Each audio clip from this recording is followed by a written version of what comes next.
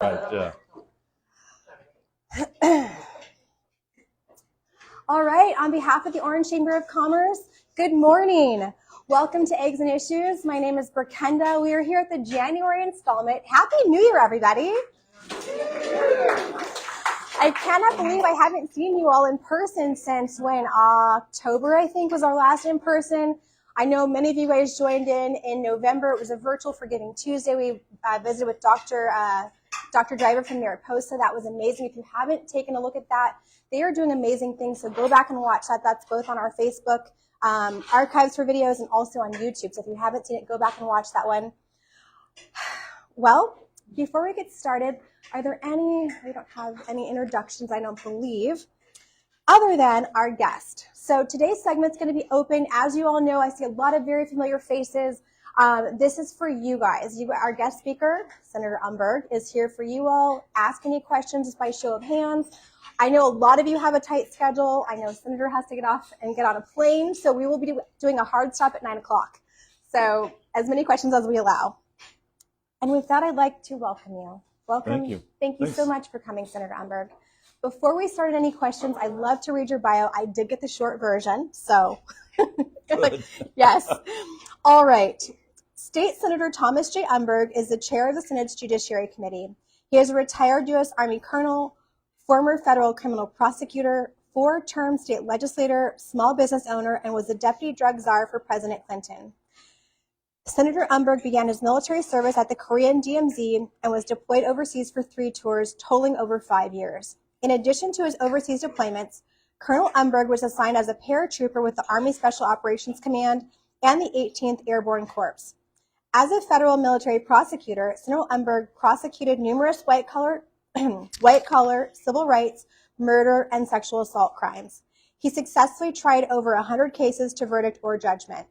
Senator Umberg served as deputy drug czar for President Bill Clinton, where he was responsible for foreign drug interdiction, counter-drug intelligence, and international drug policy. Umberg has a deep understanding of the strategies and resources we need to stop the current opioid epidemic and to put an end to senseless gun violence in our communities. Senator Umberg also served 3 years in state assembly representing Central Orange County. During this time, he worked across party lines, authored 76 laws, and brought more than $563 million in funds to Orange County. Senator Umberg founded and built a successful veteran-owned small business in Orange County, recognized as California's preeminent boutique law firms, one of California's preeminent boutique law firms, by Best Lawyers and the Daily Journal. Senator Umberg knows how to run a business and is a strong advocate for local business owners, helping them to cut red tape and streamline unnecessary regulation. He and his wife, retired Brigadier General Robin Umberg, who outranks him, just for putting that out there.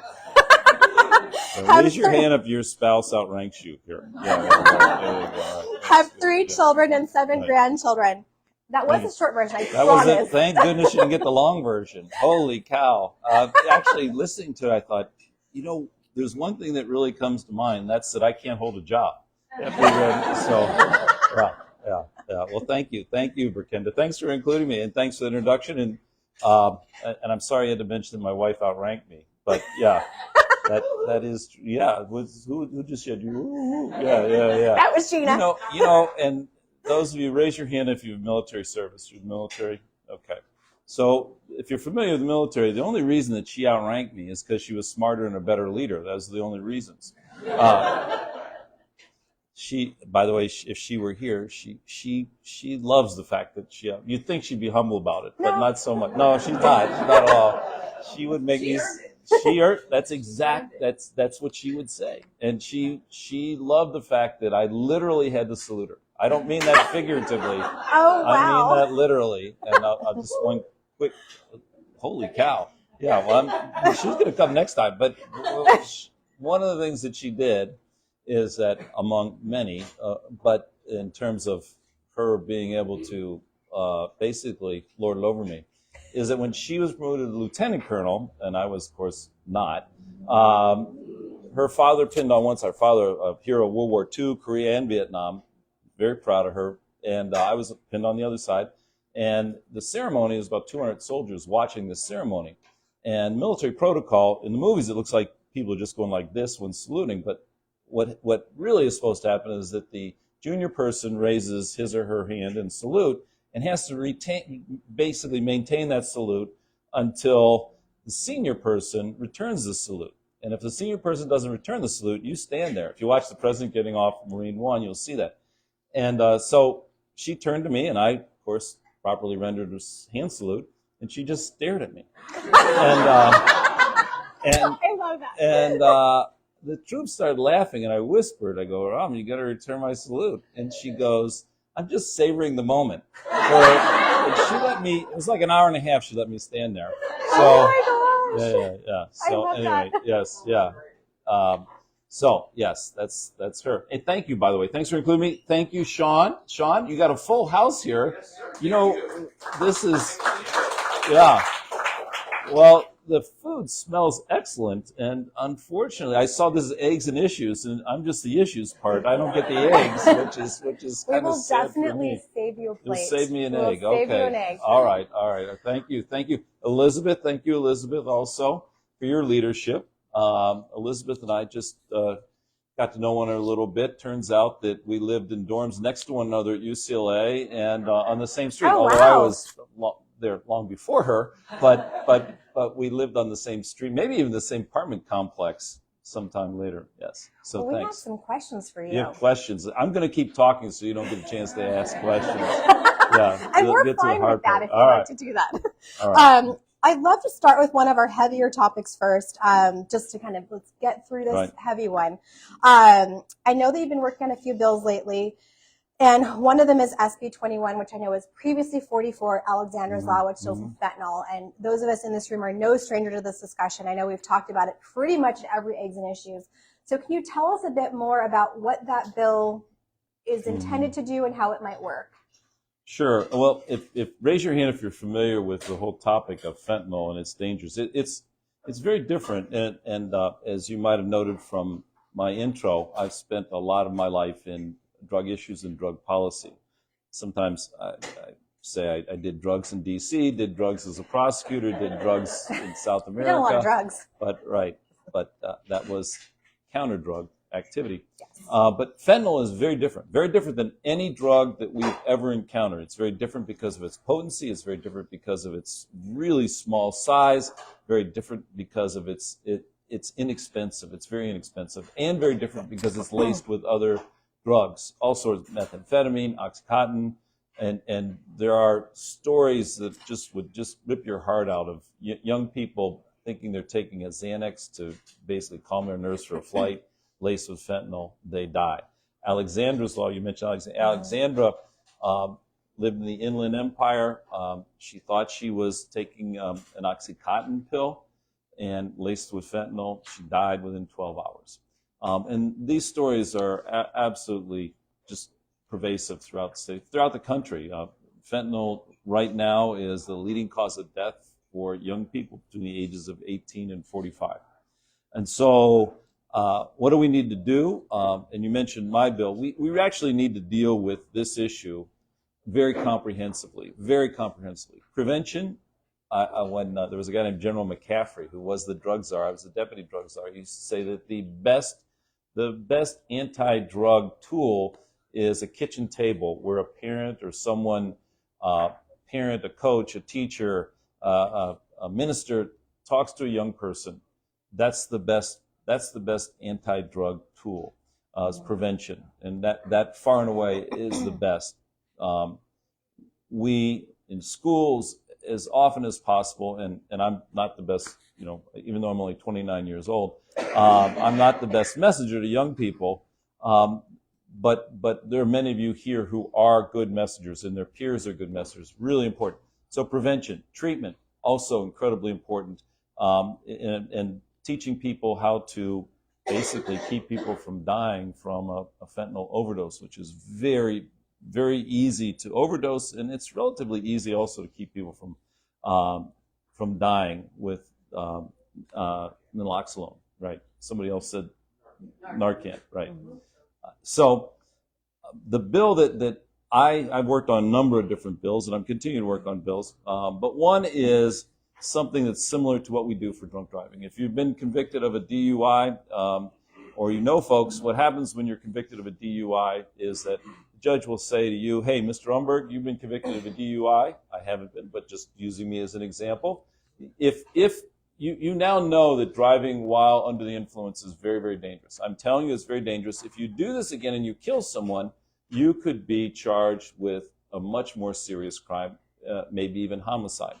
And the same thing with fentanyl. Fentanyl is, assuming you don't know or it can't be proven that you are distributing fentanyl, or you distributed a drug laced with fentanyl, and finds out, they do analysis, it's fentanyl. Judge says, hey, look at Umberg, you may not know that you distributed fentanyl, but I'm telling you, you distributed fentanyl. You do it again and you kill somebody, just like in drunk driving, you could get a much more severe punishment. Sadly, what Berkenda did not point out is that we worked on that bill for a couple of years. It is not law in California. It is not law. I'm working hard to make it law. I've introduced it again, and there's an initiative being circulated by the District Attorneys Association also to, if we can't get it through the legislature, to put it to the voters. If it comes to the voters, I think it'll pass overwhelmingly. It's really a simple thing, but it's been a hard slog. It's been a hard slog. Harking back to what I said at the beginning, though, is that it's that law enforcement is not the silver bullet for dealing with drugs. Mm-hmm. Prevention, treatment, law enforcement, all those things combined are what really, really important. So, well, thank you for bringing that one back up and fighting for that for us. There's a guy named Matt Capilouto who is the father of Alexandra, and he and those parents, they of course saddened me. I mean, losing a child, there's no worse fate, and they inspire me. So, thank you. There's another bill that comes to mind, and I know it relates to the Homelessness, Drug Addiction, and Theft Reduction Act, which are three things that I know are very important to our community and our business community. From what I've read, it seems to aid and remedy maybe some of the things with Proposition 47. If you can expand on that, because I know it was fairly lengthy. It's very lengthy. So another challenge that we have, retail theft. And this is... like the smash and grab type retail? Smash and grab, but just regular shoplift. And you have to indulge my digression here a little bit. One of the things that has been historically incredibly effective in dealing with particularly young people who are, if they're not first-time offenders, they're first-time getter-caughters. Historically, we've have in California and in Orange County, we've done a very good job with what are called collaborative courts. Collaborative courts are alternative courts. They are there's veterans courts, there's drug courts, there's homeless courts, there's mental health courts, there's all these different courts, and the whole purpose is to keep people from basically going down the path where they end up in state penitentiary. That's the whole purpose. Again, historically, somebody gets picked up for a shoplift. They get picked up for a shoplift. It turns out they've got a substance abuse issue, which is very, very, very, very common. Very common. So they get tested, and they test positive for whatever substance. And what before Prop 47 passed is the judge would say, look, here's the deal. You can go to some collaborative court, a diversion program, veterans court, or drug court, and if you stay clean, but by the way, we're going to kick your ass. That's a term of art. And we're gonna make you come in for drug testing, both once a month and periodically, and you've got to basically make progress in terms of getting a high school diploma or get a job, something. You've got to demonstrate that you're turning your life around, and we're going to help you. We're going to give you a mentor. We're going to help you turn your life around so that you don't end up in the penitentiary. And if you do this successfully for a year, then you will have no conviction. So you won't have that criminal tail when you're applying for a job or you're trying to rent an apartment or whatever it may be. So that's the reward. That's the reward, is you won't have a criminal conviction. But if you don't want to do that, then bad things are going to happen. You're going to end up spending a little time in jail, and your life is going to be very hard. So you choose. Well, after Prop 47, here's the choice. The choice is you can come and you can go through my program where you get your ass kicked and you have to show up for drug testing. You got to get a job. You got to do all these things. And at the end, you'll have no conviction. Or you can do nothing. If you do nothing, same result. Well, guess what? if you are presented, if you're 19 years old and you're presented a choice between basically doing this relatively rigorous program or doing nothing, they choose nothing. And so as a consequence, our collaborative courts, particularly our drug courts all around the state, are in imploding, where we don't have the same number of folks. So to your question, Berkenda, there's an initiative being circulated by the DAs, and I've introduced a bill that is very, very similar to that initiative that deals with fentanyl. It has Alexander's Law, but also has some additional incentive for folks to go to drug court, go to get their issue resolved. I don't want to put people in prison. I do want people to basically get on the straight and narrow early on. If you don't do anything, and there are DAs in the state who I deeply disagree with, who say we're not going to prosecute misdemeanors, we're not going to minor crimes, we're just not going to deal with. And historically, there's been over incarceration based on race, those kinds of things. That's a fact. But simply saying we're not going to deal with misdemeanors and we're not going to deal with minor crimes, it's a recipe for long-term disaster. At least everybody doesn't agree with me on that, but that's my view. Right. Awesome. Well, thank you for bringing that to the table as well. So I know, and we saw that there was about $2 million that was requested by you and earmarked for, I believe it was our Homeless Resource Center. And I know that amidst some financial or fiscal uncertainty, that's on hold. Do you have any updates on that, or what can we expect to see from that, if anything? So that money's coming. Okay. If it doesn't come, there'll be a dead body in Sacramento. And I see the folks here from Chalk also. So one of the things, it's a poorly kept secret, but historically, members of the legislature can get money to fund certain worthwhile projects in their community. So, for example, $5 million for Chalk for adolescent mental health program, or $2 million in Orange for the homeless. And not distribute the homeless, but basically do the same kinds of things, provide temporary housing to get people back on their feet. We have a budget deficit this year. Our budget, for a bunch of reasons, California's budget is highly volatile. And unlike the federal government, we actually have to balance our budget every year. So we're at least $38 billion short. It may not sound like much to you, but it's a fair bit of money.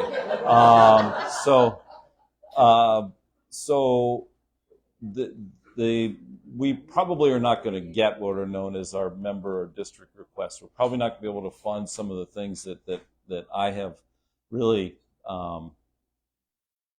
enjoyed is not the right word, but really been enthused and inspired by projects and individuals in our community who have taken upon themselves to make huge differences.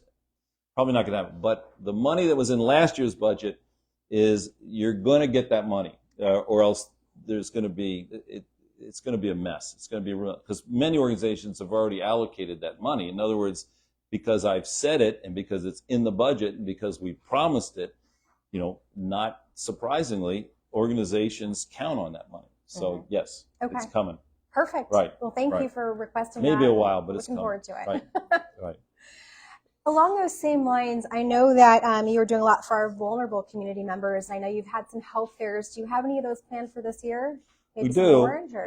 One of the things that is really, again, I use this word, but it's not quite the right word. Is it fun for us to do things in the community, like health fairs? And we're joined by a number of different organizations who come together, Chalk, UCI, Med School, who come together and provide testing, mammograms, vaccinations, even dental work, all kinds of things in the community. And it's really a neat thing. It's really a neat thing to see folks who typically don't have access, or sometimes there are members of the community who are concerned about basically seeking access, and particularly when they bring their kids. Every kid should have access to health care, and it's really neat to see the people being examined sometimes for the first time. So yes, we're going to do. Fidel's here. My bosses are here. Monse and Fidel. These are my bosses, the eyes and ears here in the community. When I know we've got one. What's the next one scheduled? Spring. Okay. All right. Spring. We'll let you know. Yes. Okay, perfect. Yes, definitely let us know so we can get that word out. And we like to do, back to school things. I should tell you the district I represent. District I represent is Santa Ana, good chunk of Garden Grove, good chunk of Anaheim, portions of Orange, all of La Habra, all the way up into Whittier, a bit of Placentia. I'm sure I'm forgetting a city or two, but yes, right. So you mentioned the important one. Right. Orange is in there. Right. I think this is a great time. To stop for questions? Does anyone have any questions for Senator Umberg? Anything come to mind? Yes. Back on Prop 47, do you see anything happening? Yes. So Prop 47 was a proposition passed about 10 years ago, and it was passed overwhelmingly in California with the purpose was to take certain crimes and move them from being felonies to misdemeanors. And as a consequence, some of the tools that existed to encourage and incentivize folks to, for example, go to drug court or not engage in criminal activity, we've seen an increase in criminal activity. By the way, when you read reports that say crime has not increased, the property crime, I think it's because people aren't reporting it like they used to report it. That's my view. Now, again, there are many that disagree with me. But yes, the DA's initiative will modify Prop 47. The bill that I've introduced will modify Prop 47 so that if you steal $900, it's basically not just, we don't just say, oh, you shouldn't do that, but there's an actual sanction if the DA chooses to execute on that sanction to go with it. It has been my experience over the last couple decades is that people, even those who think that they're going to take care of any substance abuse issue don't do it unless they've got a strong incentive and disincentive to engage. And again, I think Prop 47 removes some of those incentives and disincentives. So I'm very interested in modifying it. Yeah, and I think the mood of the people is such that that'll happen. Is there another question? No. Okay. Oh, question over there. I think a lot of people were surprised about the death tax that Proposition 19. What are your thoughts about that and any efforts to roll that? Yeah, you mean in terms of transferring property to? Yeah. Yes. Yeah. Well, I think that for most people, it's not going to be a problem. For most people, when you transfer a home that you currently live in to one of your heirs, that's not going to be an issue. When it basically is income property and you're transferring income property, that probably will remain the law, I think. So I don't see, actually, if you're asking if it's going to change, I don't think that's going to change. Now, the other issue that I've been asked about probably 20 times in the last 3 weeks is a wealth tax. If you've read about a proposition or a proposal, we are not going to have additional taxes in California this year. The governor has been very explicit, and the wealth tax is not going to happen. I don't think there's going to be any new taxes this year, even though we have a budget deficit. The legislature, can't speak for all legislators, but I think that the requisite number of legislators to stop a tax exists. To pass a tax increase, it takes 2/3 of the legislature. So I just and the governor's signature. And the governor's not sanguine, and at least 14 of us in the Senate are not sanguine about that. So I don't think you can see that. Okay. Question, Rachel. Yeah. Senator, thanks for all you do in Orange and Orange County. I know you were an architect and an advocate for care courts. I was wondering if you could share us maybe an update on how they're going. Was that pilot counties? Yes, that's homelessness top priority, top issue. Those of us who've been around for a while have seen what appears to be an exponential increase in those who are unhoused. And many have mental challenges. Some, and a fair number, are schizophrenic. And if you don't have mental illness, if you spend 3 weeks living under a bridge, worried about your physical security, worried about food insecurity, you develop a mental illness. So, and as Rachel points out, I carry this legislation. It was actually sort of originally initiated by the governor, and that's to focus on those who are homeless, although you don't have to be homeless, but if schizophrenic, and what we do to deal with that. Common misconceptions about schizophrenia, and my family has actually lived experience with this. Common misconception is if you have schizophrenia, you can't get well. You can't be a productive human being. And that's not true. You need to be medicated. You need to be housed. You need to be in an environment where you can get better. You cannot get better living under a bridge. You can't get better living, unsheltered outside. So the challenge historically, among others, has been no accountability for issues concerning those who are homeless. So what Care Court does is it says, look, we're going to put a judge in charge who can order certain things, can order, for example, medication, cannot order you to take the medication, cannot force you. You will not be forced to have medication administered to you.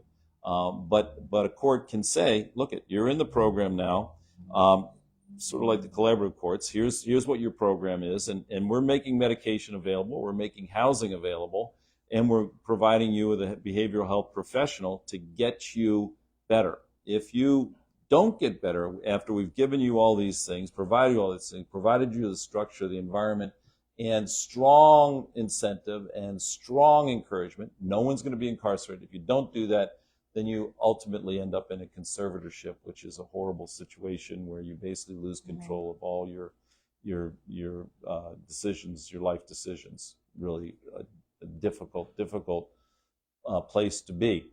Care Court has just started in Orange County, been in existence now for about 3 months.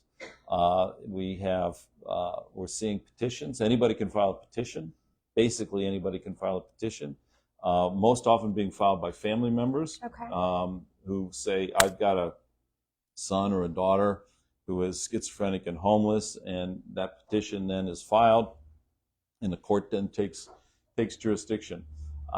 These poor parents who go through this horrible cycle of trying to address I keep referring to young people. It's not necessarily just young people, but Right. family members who are on the street, who you get a call and you're hoping it's a call from police as opposed from the morgue. Right. And then you go out and you look for this person. You can't find this person. And you probably can't find this person, but you can't sleep. So you drive around, look for the person just because you want something to do because you're worried. And that lived experience by family members is just horrible. So Does the Care Court Scholarship Program still have a caveat where it actually seeks to find students to go into behavioral health? So thank you. This year's bill is a follow-on to Care Court because we don't have enough behavioral health professionals. Okay. And what this follow-on bill is a scholarship. So it's kind of like an ROTC scholarship. So if you commit to serving in the public sector for a certain number of years, 2-3 years, then we will fund all or part of your education. But you've got to commit to us that you're going to be a behavioral health professional in the public sector, Right. dealing with folks who are in Care Court or other mental health court or whatever it may be. So Okay. yes, now that's a proposal. That's not the law. Right? Care Court is the law. That scholarship is not the law. Got it. Yeah. I knew it was something that was proposed. Right. That was That's right. something that would be That's right. good to That's right. mention. That's right. Great question, Rachel. Yeah. Let's talk about a couple things in the district, just a little bit lighter. I know you have Young Senators program. Young Senators. I know you guys met yes. in person. So. Oh, yes. I love this program. So Young Senators, and it's really staff-driven. Montse and Fidel and our other really, really talented staff. Okay. They have, again, it was their initiative. Young senators are high school kids Okay. who come to us, and we basically educate them in how government works. They get credit. They do, some volunteer things in the community, and they come to Sacramento. They do a bill proposal. They see what goes on in the district. They see what goes on in the Capitol, and these young people, I mean, they're incredible. I really, really, really enjoyed. And one of the things is, I mentioned the communities we represent, is that what we try to do is we try to raise their expectations as to what is possible in life. And to say, hey, listen, I remember one of our young senators I said, what do you want to do? A very, very bright young person said, I want to be a paralegal. I said, paralegals, I'm a lawyer. Paralegals are very, very valuable, and you can certainly earn a good living. And I said, okay, why paralegal? Why not a lawyer? And the person said, well, I just don't think that I could ever afford that or do that. That's just not sort of in my world of experience. What we try to do is to make sure that they understand that all those things can be within their world of experience. That if you're a young person today, we're going to find you, we either as our Senate office or as state of California, if you've got the talent, you got the ambition, we're going to find a way for you to be able to get a higher education so that we can take advantage of that talent and ambition collectively. So, when I grew up in the Midwest in high school, the Army was my way out. I mean, I went, my goal in life was to get out of that little town I lived in, and I had no interest in going in the Army, to tell you the truth, but I did have an interest in going to college, and that was my ticket. So we want to make sure that young people have that ticket.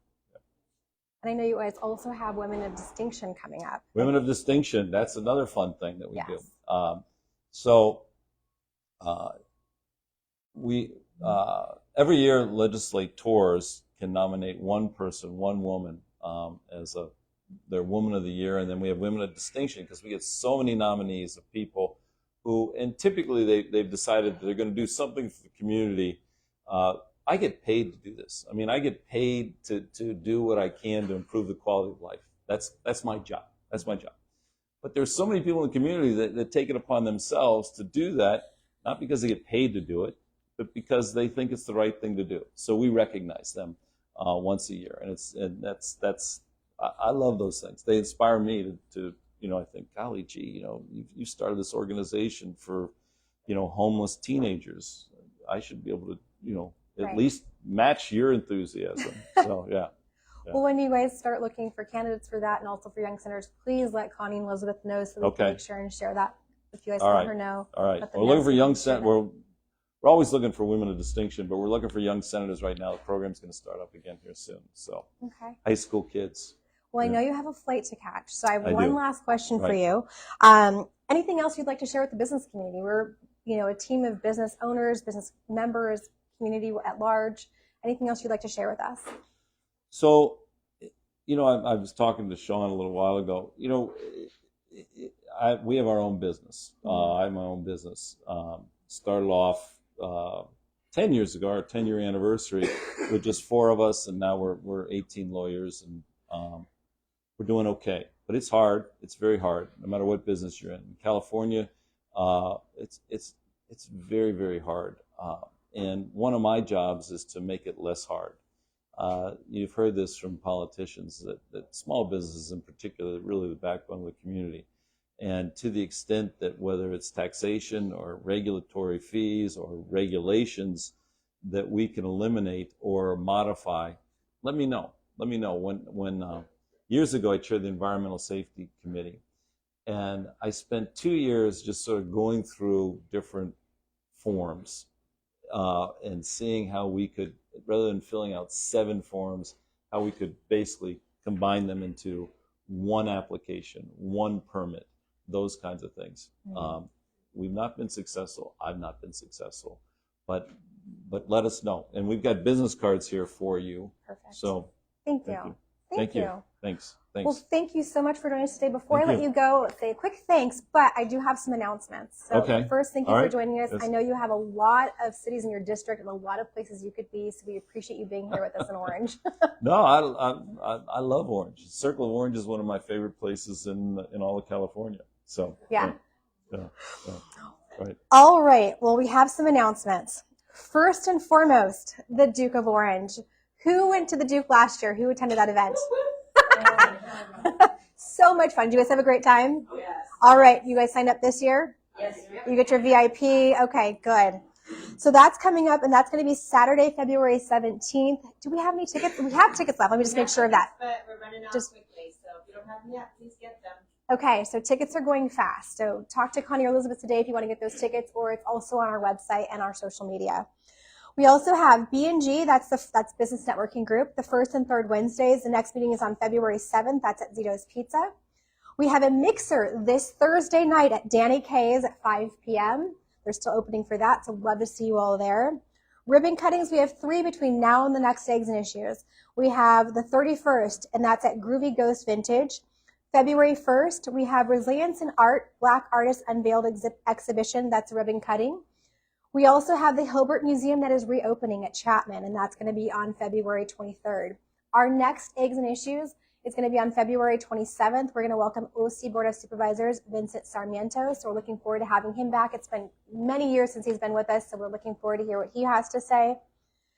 Please make sure to follow us on social media. A lot of things are posted there. Our social media representative is here, and she does a great job, and she and her team do amazing. So everything you want to know and more is going to be on that page, as well as our website, orangechamber.com.